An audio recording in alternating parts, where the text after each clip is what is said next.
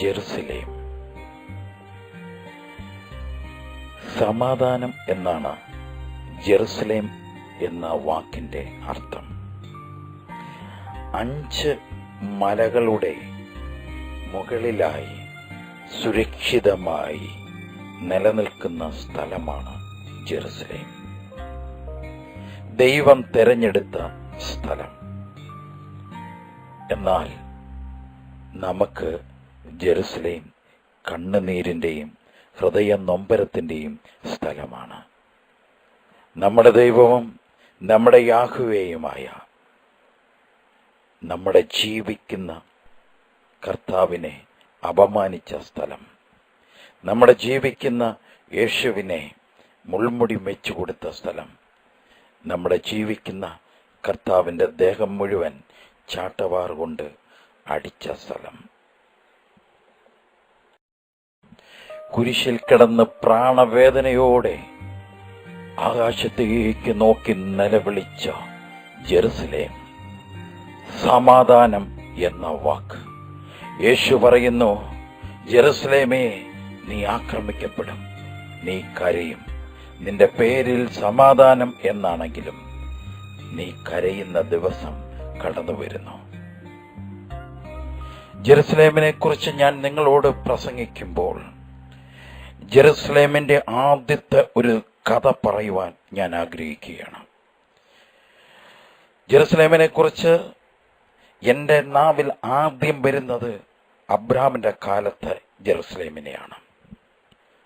അബ്രാമും ലോത്തും തമ്മിൽ ഒന്നിച്ചു പോകാൻ പറ്റാത്ത വിധത്തിൽ അവരുടെ സമ്പത്തിനെ ദൈവം അനുഗ്രഹിച്ചു. അവരുടെ വേലക്കാർ തമ്മിൽ പോലും വഴക്കുണ്ടാവുന്ന അവസ്ഥയിൽ സമ്പത്ത് അനുഗ്രഹം പ്രാപിച്ചു. അബ്രാം ലോത്തിനോട് പറഞ്ഞു, നിനക്ക് ഇഷ്ടമുള്ള വഴി തിരഞ്ഞെടുത്തോളാൻ പറഞ്ഞു. ലോത്ത് നേരെ നോക്കിയപ്പോൾ കാണാം നമ്മുടെ ജോർദാൻ താഴ്വരകളും ഒക്കെ നല്ലതാണെന്ന് അവൻ കണ്ടു. അബ്രാം ജോർദാൻ അരികിലുള്ള പ്രദേശമൊക്കെയും തിരഞ്ഞെടുത്തു. ലോത്ത് കിഴക്കോട്ട് യാത്ര തിരിച്ചു. അവൻ അവിടെ സോദോം ഗോമോറയൊക്കെ അന്നത്തെ കാലത്ത് ഫലവൃഷ്ടിയായ വളരെ സമ്പന്നമായ സ്ഥലമായിരുന്നു. സ്തോത്ര ഹല്ലേലൂയ. അങ്ങനെ ഉപ്പുകടലിന്റെ തീരത്തായി ലോത്ത് താമസമായി. ഇങ്ങനെ ഇരിക്കുമ്പോൾ ഏലോം രാജാവ് ഉൾപ്പെടെ കുറച്ച് രാജാക്കന്മാർ ചേർന്ന് ഇതാ യുദ്ധത്തിന് തയ്യാറായി. അവർ സിദ്ദീം താഴ്വരയിൽ ഭയങ്കരമായ യുദ്ധം ചെയ്തു. സോദോമിലെ രാജാവും ഗോമോറയിലെ രാജാവും അവിടെ ഉണ്ടായിരുന്ന മറ്റ് 5 രാജാക്കന്മാർ ഉൾപ്പെടെ മൊത്തത്തിൽ 5 രാജാക്കന്മാർ ഛിന്ന ഭിന്നമായി ഓടി. ജനങ്ങൾ മലയുടെ മുകളിലേക്ക് ഓടിപ്പോയി അഭയം പ്രാപിച്ചു. ഇതൊന്നും അറിയാത്ത ലോത്ത് തന്റെ സമ്പത്തുമായി രക്ഷപ്പെടാൻ സാധിച്ചില്ല. ഈ രാജാക്കന്മാർ വന്ന് ലോത്തിനെ പിടിച്ചു കെട്ടിക്കൊണ്ട് പോയി. അബ്രാം ഇതറിഞ്ഞ് ഒരു രാത്രിയിൽ അവനും അവന്റെ ദാസന്മാരും അവരുടെ നേരെ ഭാഗമായി പിരിഞ്ഞു ചെന്നിട്ട് പല സൈഡിലൂടെ ചെന്നിട്ട് തോൽപ്പിച്ചു. അങ്ങനെ ദമേശക്കിന്റെ ഇടത്തു ഭാഗത്തുള്ള ഗോബാ വരെ അവരെ പിന്തുടർന്നു. അങ്ങനെ അവരെ തോൽപ്പിച്ചു. അവർ കൊണ്ടുപോയ സമ്പത്തും എല്ലാവുമായി അബ്രാം ലോത്തുമായി തിരിച്ച് രക്ഷപ്പെടുത്തി വരുന്ന സമയം, ആ സമയത്ത് മെൽക്കിസദേക്ക് എന്ന പുരോഹിതൻ ഷാലോം എന്ന് പറയുന്ന സ്ഥലത്ത് വെച്ച്, സമാധാനം എന്നാണ് അതിന്റെ വാക്കിന്റെ അർത്ഥം, ആ സ്ഥലത്ത് വെച്ച് അബ്രാമിനെ എതിരേറ്റു. മെൽക്കിസദേക്ക് ഈ ഒരു രാജ്യത്തിന്റെ പുരോഹിതനാണ്. ആ രാജ്യത്തിന്റെ പേര് ഷാലോം എന്നാണ്. യഥാർത്ഥത്തിൽ ആ ഷാലോം ഏതാണ്? ഇന്ന് ഞാൻ നിങ്ങളും കേട്ടുകൊണ്ടിരിക്കുന്ന ജെറുസലേം. ഇന്നത്തെ ജെറുസലേം പഴയ ഷാലോം. ആ ഷാലോമായിരുന്ന ആ ഇന്നത്തെ ജെറുസലേമിൽ അന്നൊരു പുരോഹിതനുണ്ടായിരുന്നു. അദ്ദേഹത്തിന്റെ പേരാണ് മെൽക്കിസദേക്ക്. അദ്ദേഹം മാതാപിതാക്കളുടെ ഇച്ഛപ്രകാരം ജനിച്ചതല്ല, മറിച്ച് സ്വർഗത്തിൽ നിന്ന് പുരോഹിത വേല ചെയ്യാൻ ദൈവം തന്നെ നേരിട്ടയച്ച വിശുദ്ധ പുരുഷനാണ് അദ്ദേഹം. ദൈവത്തിന്റെ പുരോഹിതനെ കണ്ടതും അബ്രാം തനിക്കുണ്ടായിരുന്ന ദശാംശം കംപ്ലീറ്റ്, താൻ നേടിയെടുത്ത സമ്പത്തെല്ലാം ഇതാ ശാലോം രാജാവിന്റെ കൈകളിൽ ഏൽപ്പിക്കുന്നു. ഈ ശാലോം രാജാവ് ഇന്നത്തെ യേശുവിന്റെ നിഴലാണ്. സ്തോത്രം, ഹല്ലേലൂയ. യേശുവിന്റെ നിഴൽ, മാതാപിതാക്കളുടെ ഇച്ഛപ്രകാരം ജനിക്കാത്ത നിത്യനായ പുരോഹിതൻ, യേശുവാകുന്ന ശാലോം രാജാവിന്റെ ജെറുസലേം, സമാധാനമെന്ന നഗരം ഭൂമിയിലല്ല, അത് സ്വർഗത്തിലാണ്. വെളിപാട് പുസ്തകത്തിൽ പറയുന്നു, സ്വർഗീയ ജെറുസലേം, നിത്യമായ സമാധാനം അവിടെയുണ്ട്. അവിടെ നിത്യനായ ഒരു പുരോഹിതനുണ്ട്. അവന്റെ പേരത്രേ കർത്താവായ യേശു ക്രിസ്തു. ദാവീദ് രാജാവ് ജനപ്പാർപ്പമൊന്നുമില്ലാതിരുന്ന ഭക്തിസാന്ദ്രതമായ ഈ ജെറുസലേമിൽ 5 മലകളോടൊപ്പം ഉയർന്നു നിൽക്കുന്ന പ്രദേശമായ ഈ ജെറുസലേമിനെ പിടിച്ചടക്കുകയും അവിടേക്ക് ജീവിക്കുന്ന ദൈവത്തിന്റെ പെട്ടകത്തെ കൊണ്ടുവരുവാൻ അദ്ദേഹം തയ്യാറാവുകയും ചെയ്തു. എന്നാൽ വഴിയിൽ വെച്ച് ഈ പെട്ടകത്തെ തന്റെ ദേശത്ത് സൂക്ഷിക്കുവാൻ തക്കവിധം യോഗ്യത തനിക്കില്ലെന്നറിഞ്ഞ ദാവീദ് ഈ പെട്ടകത്തെ വഴിയിൽ ഉപേക്ഷിക്കുവാൻ സാധിക്കാതെ വിഷമിച്ചപ്പോൾ അതുവഴി ഓബദ്ഏദോ എന്ന് പേരുള്ള ഒരുവൻ കടന്നു വന്നു. അവൻ യഹൂദനായിരിക്കാം, പക്ഷേ അവൻ ഏത് ഫാമിലിയിൽപ്പെട്ടതാണ്? ചരിത്രകാരന്മാർ പറയുന്നു, ഓബദേദോ ഇതാ കൊഹാത്ത് ഫാമിലിയിൽപ്പെട്ട ദരിദ്രനായ ഒരു മനുഷ്യനായിരുന്നു എന്ന് ചരിത്രകാരന്മാർ പറയുന്നു. ചിലവർ പറയുന്നു ലേവിയരിൽപ്പെട്ടതാണെന്ന് പറയുന്നു. എന്തു തന്നെയായാലും ഓബദേദോ എന്ന് പേരുള്ള കൃഷിക്കാരന്റെ വീട്ടിലേക്ക് പെട്ടകത്തെ ജെറുസലേമിൽ പ്രവേശിപ്പിക്കാതെ എന്നേക്കുമായി ഉപേക്ഷിക്കുന്ന തരത്തിൽ ദാവീദ് മാറ്റിവെച്ചു. സ്തോത്രം, ഹല്ലേലൂയ. ഓർക്കണമേ, ശാലോം രാജൻ യേശു ക്രിസ്തുവാണ് ആ പെട്ടകത്തിലുള്ളത്. ദാവീദ് നഗരം പണിതിട്ട് ആ പെട്ടകത്തിൽ ആയിരുന്ന യേശു പ്രൗഢിയോടുകൂടി ആ രാജ്യത്തിലേക്ക് കടന്നു വരാൻ ആദ്യം തീരുമാനമെടുത്തപ്പോഴും അന്നും തടസ്സമാണുള്ളത്. ഓബദേദോവിന്റെ വീട്ടിലിരിക്കുവാനായിട്ടാണ് പെട്ടകത്തിന് വിധിക്കപ്പെട്ടത്. എന്നാൽ ഓർക്കണമേ, ഓബദേദോവിനെ ആ പെട്ടകം ചെന്നുടനെ അനുഗ്രഹിച്ചു.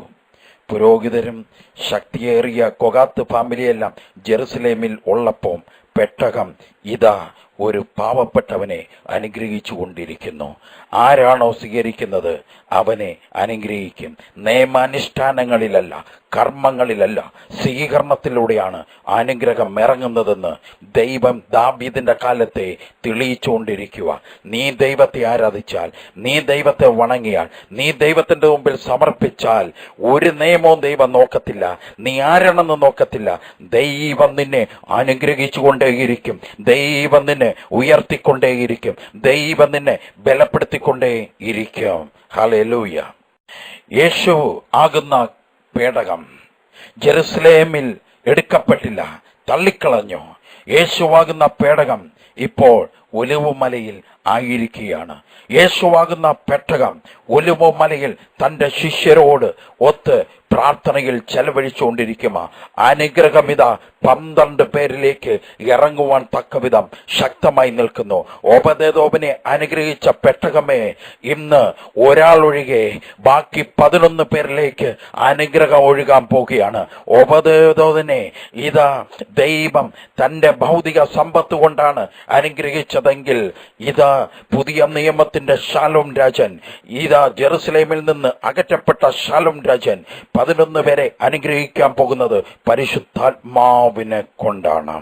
പരിശുദ്ധാത്മാവിന്റെ പവർ കൊണ്ടാണ് അനുഗ്രഹം ഇറങ്ങുന്നത്. പ്രിയ ജനമേ, പ്രിയ വിശ്വാസികളെ, പ്രിയ ശിഷ്യരെ, മനസ്സിലാക്കിക്കൊള്ളുക. നീ തള്ളപ്പെട്ട വ്യക്തിയായിരിക്കാം, നീ എല്ലാത്തിൽ നിന്ന് അകന്നു നിൽക്കുന്ന വ്യക്തിയായിരിക്കാം, നിന്നെ ഒരു കാലത്തും അംഗീകാരം കിട്ടാത്ത വ്യക്തിയായിരിക്കാം. ഓർത്തുകൊള്ളുക, സമർപ്പിക്കപ്പെട്ടുകൊള്ളുക. കർത്താവിന്റെ അനുഗ്രഹം നിന്റെ തലയ്ക്ക് മേളിൽ കടന്നു വരും. പ്രാർത്ഥനയ്ക്ക് യേശുവിന്റെ അടുക്കൽ ചെല്ലുന്നവരെ, നിങ്ങൾ ഓർക്കേണ്ട ഒരു കാര്യം, നിങ്ങൾക്ക് എല്ലാവിധ ഭൗതിക ആവശ്യങ്ങളും നിറവേറ്റിയേ പറ്റത്തുള്ളൂ എന്നുള്ളത് നിങ്ങളെക്കാൾ കൂടുതൽ നിങ്ങളുടെ തമ്പുരാൻ അറിയാം, നിങ്ങളുടെ ശാലോം രാജൻ അറിയാം. അവ ഒരിക്കലും നിന്നെ അനാഥനായി വിടാൻ ആഗ്രഹിക്കുന്നില്ല. ഒരിക്കലും നിന്നെ ദരിദ്രനായിട്ട് വിടാൻ ആഗ്രഹിക്കുന്നില്ല. നീ അവന്റെ മനസ്സിനിണങ്ങിയ രീതിയിൽ നിന്നാൽ, നീ അവന്റെ ഹൃദയത്തിനിണങ്ങിയ രീതിയിൽ നിന്നാൽ നിന്നെ അനുഗ്രഹിച്ചു കൊണ്ടേയിരിക്കും. നീയായിട്ട് നിന്നിട്ട് അവന്റെ കൂടെ നിന്നാൽ ഒരിക്കലും അനുഗ്രഹം കിട്ടത്തില്ല. അവൻ ആഗ്രഹിക്കുന്ന തരത്തിൽ നീ മാറണം. അവൻ എന്തു ചിന്തിക്കുന്നോ അതേ സ്വഭാവം നിന്നിൽ ഉണ്ടാകണം. അപ്പോൾ നീ അനുഗ്രഹം പ്രാപിക്കും. അല്ലെങ്കിൽ നിന്റെ പല കാര്യങ്ങൾക്കും തടസ്സങ്ങൾ ഉണ്ടായിക്കൊണ്ടേയിരിക്കും. ഓർക്കേണ്ട ഒരു സത്യം, ആത്മീയതയുടെ പടിയിലേക്ക് നമ്മൾ കയറി ബൈബിൾ എടുത്തു കഴിഞ്ഞാൽ ചിന്തിക്കേണ്ട ഏറ്റവും വലിയ പരമപ്രധാനമായ കാര്യം പരിശുദ്ധാത്മാവാണ് ഏറ്റവും ഇമ്പോർട്ടന്റ്. യേശു അതാണ് കാണിച്ചെന്നത്. അവനൊരു ഭൗതിക സമ്പത്തും കിട്ടിയിട്ടില്ല, അവനൊരു ഭൗതിക സുഖങ്ങളും കിട്ടിയിട്ടില്ല. അവൻ വളരെയേറെ പ്രാർത്ഥിക്കുന്നവനായിരുന്നു. എല്ലാം അവനെതിരായതേ ഉള്ളൂ. പക്ഷെ ഓർത്തുകൊള്ളണം, സ്വർഗത്തിൽ അവന് മഹത്വമേറിയ സ്ഥാനം ലഭിച്ചു. സ്വർഗത്തിൽ അവന് മഹത്വമേറിയ കിരീടം ലഭിച്ചു. സ്വർഗത്തിൽ അവന് പിതാവിന്റെ വലതുഭാഗത്ത് ഇരിക്കുവാനും സകല അധികാരവും ലഭിച്ചു. ഭൂമിയിൽ ത്യജിക്കുമ്പോഴാ സ്വർഗത്തിൽ ലഭിക്കുന്നത്. സ്തോത്രം, ഹല്ലേലൂയ. എന്നിട്ട് ഭൂമിയിൽ അവന് കുറവുകൾ വന്നു. 11 പേരിലേക്ക് പരിശുദ്ധാത്മാവിനെ നൽകി. 11 പേർ ഭൂമിയെ കീഴടക്കി. സ്തോത്രം. ഇന്ന് ഭൂമി മുഴുവൻ അവന്റെ സ്നേഹം കൊണ്ട് നിറഞ്ഞു. സാത്താന്റെ ശക്തിയെ ഇല്ലാതാക്കി. ഇരുളിലേക്ക് വെളിച്ചം പ്രകാശിച്ചു. ഇരുളിലേക്ക് സ്നേഹം പ്രകാശിച്ചു. വെറുപ്പുള്ളിടത്തേക്ക് സ്നേഹം പ്രകാശിച്ചു. വെറുപ്പാരിലുണ്ടോ അവരിലേക്കെല്ലാം സ്നേഹം പ്രകാശിച്ചു. ഇതാ ഇരുളിനെ പ്രകാശം കീഴടക്കി. സ്തോത്രം. യേശു ഭൂമിയിൽ പരാജയപ്പെട്ടില്ല. കാരണം അവന്റെ ലക്ഷ്യം സ്വർഗമായിരുന്നു. നിന്റെ ലക്ഷ്യം സ്വർഗമാകട്ടെ. നിന്റെ ലക്ഷ്യം പരിശുദ്ധാത്മാവിനെ സ്വീകരിക്കുന്നതാകട്ടെ. നിന്റെ ലക്ഷ്യം വചനത്തോട് അടുക്കുന്നതാകട്ടെ. അപ്പോൾ ദൈവം ബാക്കിയുള്ളതെല്ലാം നിനക്ക് കൂട്ടിച്ചേർത്ത് തരിക തന്നെ ചെയ്യാം. ദാവീദും സോളമനും പണിതുയർത്തിയ ശാലോം രാജാന്റെ നഗരം ജെറുസലേം BC 587 നെബൂഖദ്നേസർ വന്ന് ഇല്ലാതാക്കി. ജനങ്ങളെ പിടിച്ചു കെട്ടിക്കൊണ്ടുപോയി അടിമകളാക്കി. കൊട്ടാരം നാശവിശേഷമാക്കി. ഇതാ കർത്താവിന്റെ ആലയം കൂടെ അവനും അവന്റെ അനുചരന്മാരും നശിപ്പിച്ചു. ഈ സമയത്ത് ജനം കരഞ്ഞു. വൃദ്ധന്മാർ നിലവിളിച്ചു. ജെറുസലേം പള്ളിയെ നോക്കി നിലവിളി. കരച്ചിലായി, കൂട്ടക്കരച്ചിലായി. ആ സമയത്ത് പരിശുദ്ധാത്മാവിന്റെ നിറവുള്ള ഒരുവനുണ്ടായിരുന്നു. അവന്റെ പ്രവാചകനായി ഒരുവൻ. അവന്റെ പേരാണ് ജെറമ്യ. അവരെ ധൈര്യപ്പെടുത്തുവാൻ ജെറമ്യ രംഗത്തിറങ്ങി. ജെറമ്യ ഒരു കാര്യം മാത്രമേ ജനത്തോട് അലറി വിളിച്ചു പറഞ്ഞോളൂ, ഉറക്കെ വിളിച്ചു പറഞ്ഞോളൂ. ഇങ്ങനെ പറഞ്ഞു: നാടിന്റെ നന്മയ്ക്കായി പ്രവർത്തിക്കാൻ നിങ്ങൾ ഒരു കാര്യം ചെയ്യുക. ദൈവം നാടിന്റെ നന്മയ്ക്കായി ഇറങ്ങി വരണമെങ്കിൽ, ദേവാലയത്തിന്റെ നന്മയ്ക്കായി ഇറങ്ങി വരണമെങ്കിൽ ഒരേ ഒരു കാര്യം നിങ്ങൾ ചെയ്യണം. മോശയുടെ നിയമം മറക്കാതിരിക്കുക. ആ നിയമത്തിനൊത്ത് ജീവിക്കുക. അന്യാരാധന നിങ്ങളുടെ ഇടയിൽ നിന്ന് എടുത്തു കളയുക. ജാതികളുടെ സംസ്കാരങ്ങൾ എടുത്തു ദൂരെ കളയുക. ജീവിക്കുന്ന ദൈവത്തെ മാത്രം നിങ്ങൾ ആരാധിച്ചാൽ ദൈവത്തിന്റെ ശക്തി ഈ നഗരത്തിന്റെ മേൽ ഇറങ്ങി വരും. ജെറമ്യ ശക്തമായ പ്രവചനങ്ങൾ നടത്തുവാനായിട്ട് തുടങ്ങി. അങ്ങനെ പ്രാർത്ഥന ശക്തമായപ്പോൾ BC 536 യഹൂദന്മാരുടെ തിരിച്ചുവരവ് ജെറുസലേമിൽ പതുക്കെ ഉണ്ടാകാൻ തുടങ്ങി. ബാബിലോൺ അടിമത്തത്തിൽ നിന്ന് ഇതാ സെറബബേൽ എന്ന് പറയുന്ന ഒരു മനുഷ്യൻ ഈ ജനത്തിന് പതുക്കെ നേതൃത്വം കൊടുത്തു. അവർ ഒരു ചെറിയ ബലിപീഠവും ഒരു ചെറിയ ദേവാലയം ജെറുസലേമിൽ പണിതു. അങ്ങനെ ആ അറ്റകുറ്റ പണികളൊക്കെ അഡ്ജസ്റ്റ് ചെയ്ത് അവർ പ്രാർത്ഥന തുടങ്ങി. വലിയ പ്ലാനോ വലിയ കഴിവുകളോ ഒന്നുമില്ലാതെ അവർ പണിത സ്ഥലമാണായിരുന്നു. ഒടുവിൽ പഴയ പ്ലാനിൽ തന്നെ അവർ ഒന്നുകൂടി പടുത്തുയർത്തി. സോളമൻ പണിത പ്ലാനിൽ തന്നെ വീണ്ടും പണിയാൻ ദൈവം അവർക്ക് അവസരം കൊടുത്തു. വൃദ്ധന്മാരിരുന്ന് കരഞ്ഞു. കാരണം അവരുടെ മനസ്സിൽ പഴയ ദേവാലയം നിറഞ്ഞു നിന്നു. പുതിയതിന്റെ പാപ്പരത്വം അവരുടെ മനസ്സിനെ തകർത്തു. പുതിയതിന്റെ പണിയും രീതികളും അവർക്ക് ഉൾക്കൊള്ളാനായിട്ട് പറ്റിയില്ല. വൃദ്ധന്മാർ മതിലിലിടിച്ച്, ദേവാലയത്തിന്റെ മതിലിൽ തലകൾ കൊണ്ട് ഇടിച്ച് വാപൊട്ടി കരഞ്ഞു. പഴയ ജെറുസലേമിന്റെ പ്രതാപത്തെ ഓർത്തു. അന്ന് തൊട്ട് യഹൂദന്മാർ ഒന്നടങ്കം ഒരു തീരുമാനമെടുത്തു. ഒന്നടങ്കം തീരുമാനം. നമ്മുടെ നാട്ടിൽ പരദൈവ ആരാധനയുടെ പ്രലോഭനത്തിൽ ഇനി നമ്മൾ വീഴരുത്. മറ്റ് ദൈവങ്ങളുടെ, യഹോവയല്ലാത്ത മറ്റു ഒരു ദൈവങ്ങളുടെ പ്രലോഭനത്തിൽ നമ്മൾ വീഴാൻ പാടില്ല. മറ്റ് ഒരു കൾച്ചർ പോലും നമ്മുടെ ഇടയിൽ വരാൻ പാടില്ല. മറ്റ് ദേവന്മാരുടെ ആചാര സ്റ്റൈലുകൾ, മറ്റ് ദേവന്മാരുടെ ആചാര ദിവസങ്ങൾ നമ്മൾ കൊണ്ടാടാൻ പാടില്ല. അങ്ങനെ യഹൂദന്മാർ ഒന്നടങ്കം ഒരു തീരുമാനമെടുത്തു. ആ തീരുമാനം വളരെ ശക്തിയേറിയതായിരുന്നു. അവർ ഒറ്റക്കെട്ടായിട്ട് അവർ പറഞ്ഞു, ഇന്നു മുതൽ നമ്മൾ മോശയുടെ തോറ മുടങ്ങാതെ എല്ലായിടവും വായിക്കപ്പെടും. എല്ലാവരും അതനുസരിച്ചോളണം. തോറയായിരിക്കണം ഇനി നമ്മളെ നയിക്കുന്നത്. നിയമത്തിന്റെ ഒരു നൂലാമലകൾ പോലും തെറ്റിക്കാൻ ആരെയും അനുവദിക്കത്തില്ല. തെറ്റിക്കുന്നവരുടെ മേൽ കഠിനമായ ശിക്ഷകൾ നടപ്പാക്കും. അവർ ഒന്നടങ്കം കരങ്ങൾ കോർത്ത് തീരുമാനമെടുത്തു. ഇവരുടെ പ്രാർത്ഥന ദൈവസന്നിധിയിൽ, ഇവരുടെ വില പിടിച്ചുള്ള വേർപാട് ദൈവസന്നിധിയിൽ ശക്തമായി കടന്നു ചെന്നപ്പോൾ BC 538 പേർഷ്യയിലെ സൈറസ് രാജാവ് എല്ലാ വിദേശികളെയും ഇസ്രായേലിൽ നിന്ന് നാടുകടത്താൻ തുടങ്ങി. വന്നവർക്കെല്ലാം തിരികെ പോകാനായിട്ട് അവൻ അനുവാദം നൽകി. ജെറുസലേമിലേക്ക് തിരിച്ചു പോകാനും അവരുടെ ദേവാലയം വീണ്ടും പണിതുയർത്തുവാനുള്ള അനുവാദവും അവർക്ക് കൊടുത്തു. ഈ സമയത്ത് എസ്ര, നെഹമ്യ ഇവരുടെ നേതൃത്വത്തിൽ ജെറുസലേം സോളമൻ രാജാവ് പണിതതുപോലെ കല്ലുകൾ എടുത്തു വെച്ച് അവർ പണിയാൻ തുടങ്ങി. ഈ സമയത്ത് ജെറുസലേമിന്റെ ദേവാലയത്തെ പണിയെ എതിർത്തുകൊണ്ട് ശമരിയ മറ്റൊരു സൈഡിലൂടെ യുദ്ധത്തിന് തയ്യാറായി. അവർ മറ്റ് വിജാതീയ രാജ്യങ്ങളുമായി ഒത്തുചേർന്ന് ഇവരുടെ ജെറുസലേം ദേവാലയത്തിന്റെ പണിയെ തടസ്സപ്പെടുത്തണമെന്നുള്ള ചിന്തയോടുകൂടി പ്രവർത്തനം തുടങ്ങിയപ്പോൾ നെഹമ്യയും എസ്രായും ഒരു കയ്യിൽ വാളും ഒരു കയ്യിൽ കല്ലും എടുത്തു വെച്ചുകൊണ്ട് മതിലുകൾ കെട്ടി. സ്തോത്ര, ഹല്ലേലൂയ. ജെറുസലേം ദേവാലയത്തിന്റെ പഴയ പ്രൗഢിയിലേക്ക് കൊണ്ടുവന്നു. അങ്ങനെ അവർ ജെറുസലേം ദേവാലയത്തിലെ പഴയ പ്രൗഢിയിലേക്ക് കൊണ്ടുവരുവാൻ മോശയുടെ തോറ മുടങ്ങാതെ വായിക്കുകയും അതിന്റെ നൂലാമാലകൾ പോലും തെറ്റിക്കാതെ അന്യ ദൈവ ആരാധന, അവരുടെ കൾച്ചർ, അവരുടെ ദിവസങ്ങൾ എല്ലാം തങ്ങളുടെ മനസ്സിൽ നിന്നും മാറ്റിവെച്ചിട്ട് അവർ യഹോവയായ ദൈവത്തെ മാത്രം ആരാധിച്ചുകൊണ്ട് പള്ളിയുടെ പണി നടന്നുകൊണ്ടിരിക്കുമ്പോൾ, സ്തോത്രം, ഒരൊറ്റ ശത്രുവിന് പോലും ജെറുസലേമിന്റെ അകത്ത് പ്രവേശിക്കുവാൻ സാധിച്ചില്ല. ദൈവം അത്രമാത്രം രാവും പകലും അവരെ സംരക്ഷിച്ചു. ഇങ്ങനെയിരിക്കെ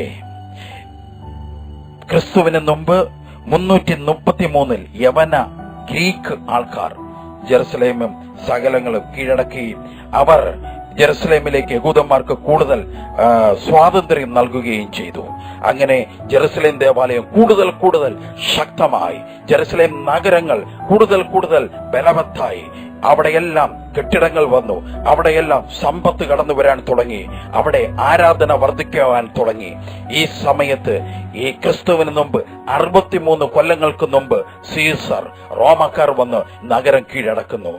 റോമക്കാർ വന്നിട്ട് കീഴടക്കുന്നു. എന്നാൽ ജെറുസലേമിലെ സ്വാതന്ത്ര്യം സീസർ കീഴടക്കുവാനായിട്ട് കടന്നു വന്നപ്പോൾ അവർ പറഞ്ഞു, ഞങ്ങൾക്ക് അപ്പം തരാം, ഞങ്ങളെ ആക്രമിക്കരുത്, ഞങ്ങൾക്ക് യവനക്കാർ ഗ്രീക്കുകാർ തന്നതാണ്, ഞങ്ങൾക്ക് അപ്പം തന്നുകൊള്ളുക, അവർക്ക് കൊടുത്തതുപോലെ നിങ്ങൾക്ക് തരാം, ഈ ജെറുസലേമിനെ ആക്രമിക്കല്ലേ, പള്ളിയൊന്നും ചെയ്യല്ലേ. സീസർ അത് കേട്ടു. സീസർ പറഞ്ഞു, ആക്രമണം ഞാൻ നിർത്തിയിരിക്കുന്നു, ജെറുസലേമിൽ നിങ്ങൾ സ്വാതന്ത്ര്യത്തോടുകൂടി പെരുമാറിക്കൊള്ളുക, അന്നുള്ള കപ്പം എനിക്ക് കിട്ടണം. അതാണ് യേശുവിന്റെ കാലത്തുള്ള ചുങ്കം പിരിവ് എന്ന് പറയുന്നത്. ഓരോരുത്തവരും ജോലി ചെയ്യുന്നതിന്റെ, ഓരോരുത്തവരുടെ കൃഷിയുടെയും 10% റോമ സാമ്രാജ്യത്തിന്റെ കോടതിയിൽ കൊണ്ടെത്തിച്ചുകൊള്ളണം, അല്ലെങ്കിൽ അവർ രാജ്യം കീഴടക്കും. സ്തോത്രം. യേശു ക്രിസ്തു ജെറുസലേം ദേവാലയത്തെ നോക്കി പറയുന്നതാണ്, റോമ സാമ്രാജ്യം ഈ രാജ്യം കീഴടക്കും, ഈ ദേവാലയം പൊളിക്കും, ഈ നഗരം ഇല്ലാതാക്കും, ചുട്ടുകത്തിക്കും എന്ന് യേശുവിന്റെ പ്രവചനം പറയുന്നത് ഈ അർത്ഥത്തിലാണ്. ഇതാണ് യേശുവിന്റെ കാലത്തുണ്ടായിരുന്ന ജെറുസലേം.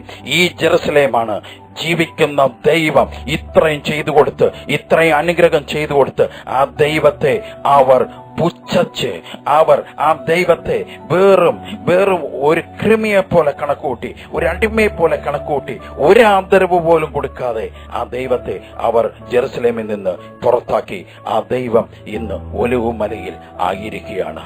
പെസഹ ബലി കഴിഞ്ഞ്, പെസഹ അർപ്പണം കഴിഞ്ഞ് അവനും ശിഷ്യന്മാരും വീണ്ടും ഒലിവുമലയിലേക്ക് യാത്ര തിരിച്ചു.